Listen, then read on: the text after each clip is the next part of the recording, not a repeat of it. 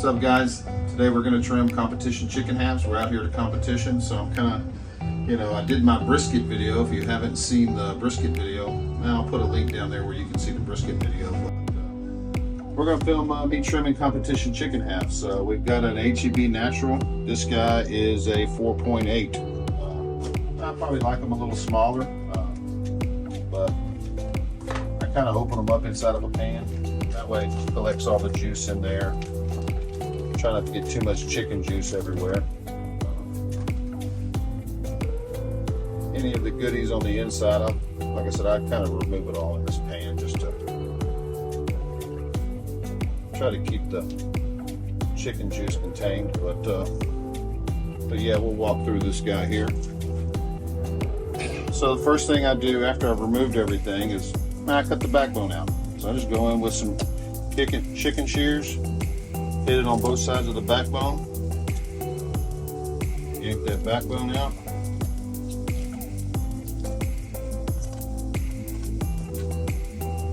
And what we're going to do is we're going to sacrifice one of the halves to make our half. So you're cooking chicken halves. I don't want the skin to pull back, so I end up sacrificing. If I see anything that I don't like, I may get rid of it, but this looks okay. The chickens, they've got a keel bone right in here, and I like to remove. There are a bunch of ways to do this. There's plenty of people that cook with the keel bone, so I just make a little slit right there, and come in here and kind of both sides where I get it kind of removed, just kind of broken free. And if the chicken is real cold, sometimes it's hard to get this guy out because of it's the last part to defrost is right here. But if I'll take my finger and kind of run it through that membrane, I really don't want to damage it. You can see that membrane running. I really don't want to damage it or mess it up. So I kind of gently run my fingers down that side, and I'll switch it around and do the same on this side. Just kind of running my fingers down, and I may sometimes give it that membrane a little slit on top of that keel bone to kind of help it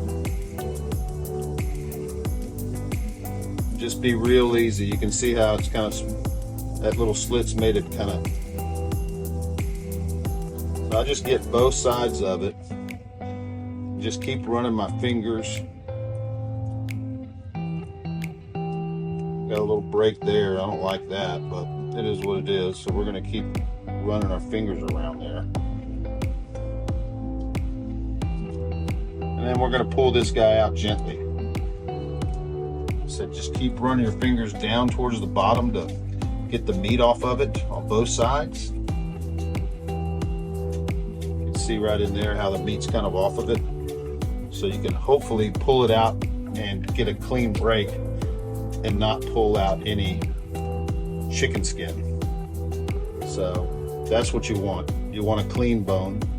Leave all that in there. But you can see how the membrane here is kind of broken on both sides of that tenderloin, which is okay. I would prefer it stay intact, but it is what it is. So from that point, I'll flip her back over and just kind of examine the chicken, look at it and see if, especially around the front of the breast, this one looks okay on either side, but if one side of the skin is kind of drawn up like this and this one has more coverage, a lot of times I'll choose that side, because I'm only going to cook one of the sides. So both of these seem to have decent coverage. I'll flip them back over, and you can see this one's kind of got more blowout than this one. So I'll probably cook this one. So this will be the side that we sacrifice. So what I'll end up doing is taking a big knife, a bigger knife, a chef's knife. This is our sacrifice. This is our good half. So I'll come in here kind of towards that tenderloin, cheat it over, and I'll cut this side completely off. This side is not good for competition. It's been sacrificed, it's been cut.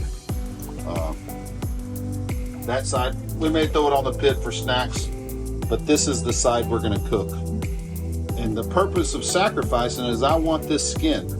I don't want this meat underneath it, but I want the skin. So I'll slowly pull this skin back, and you can see that meat. I'm not interested in that, so I'll just come in here and make cuts to take that meat off.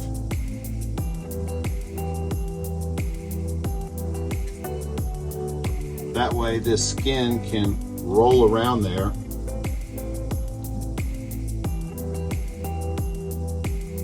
So when it's cooking, if that skin starts to pull up, I've got plenty of extra skin underneath there.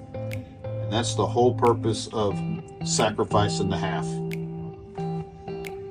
From there, man, you can jacquard it if you want. Some people jacquard the breast, some people don't. I don't get too crazy with some of this. Some of this thick stuff I may pull off, but I don't get too crazy on the trim. I think a lot of what scores in chicken is the texture and the flavor. And this fat, a lot of this fat will render, but this big stuff, I'll yank it off. You don't want to judge to get a mouthful of fat. So, and there's, man, I can flip it over and do it that way.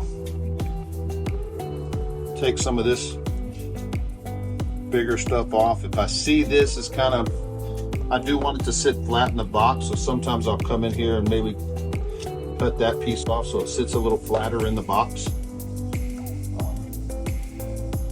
Man, it's not a whole lot to, or at least for me, in the way I trim chicken halves. You got this little membrane here. You can, like I said, you can pull some of this stuff off. But at the end of the day, the big part is sacrificing that half and trying to keep this tenderloin all intact. And you can pin it. You can get chicken pins and run them through there to hold that skin down if you want. A lot of times I don't even do that. I'll just place it on the grill like that, and usually that skin will do all right as long as I don't bust the skin. Sometimes I'll come in here and I'll get my scissors, because one of the things about chicken is the breast. It's going to cook a little different than the dark meat. When the breast is cooked perfect, the dark meat a lot of times isn't cooked enough. And if the dark meat's not cooked enough, there's some blood vessels in there that if a judge goes digging in there, man, they're gonna get blood and you can get DQ'd. So sometimes what I'll do is I'll come in here with my scissors and find where on the back side where that thigh meets the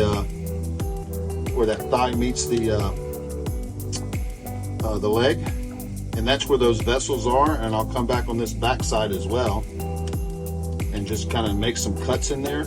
So hopefully as it's cooking, and sometimes you'll even see blood on the end of the scissors, none there, when you get into one of those veins. And you can see some blood in there. I don't know from that angle you can see it, but a little blood in there. But I want it to bleed out. You can definitely see here where the blood's coming out there. That's red there. So I'll make little cuts on the back side of this thigh to try to hit some of those veins, because like I said, it will, if this guy, you kind of want to take this at a higher temp. The thigh and the leg can handle a lot higher temp, but if you melt this thigh and this leg, your breast is going to be probably too tough. So anyway, that's my theory. So yeah, we'll flip her back over. And at the end of the day, that's kind of what I'm looking for. Get that guy tucked in. But yeah, there's your competition chicken half. Not a whole lot to it, but. And there are people that cook it spatchcock. You can cook it spatchcock and cut it after it's cooked. I've done that and I've done well. I've walked both ways. So, and I don't think there's not one way to do competition barbecue. There's several. So. Anyway, thanks for tuning in, and like I said, if you liked the video, share it, comment, bang the like button, and we'll see you guys on the next one.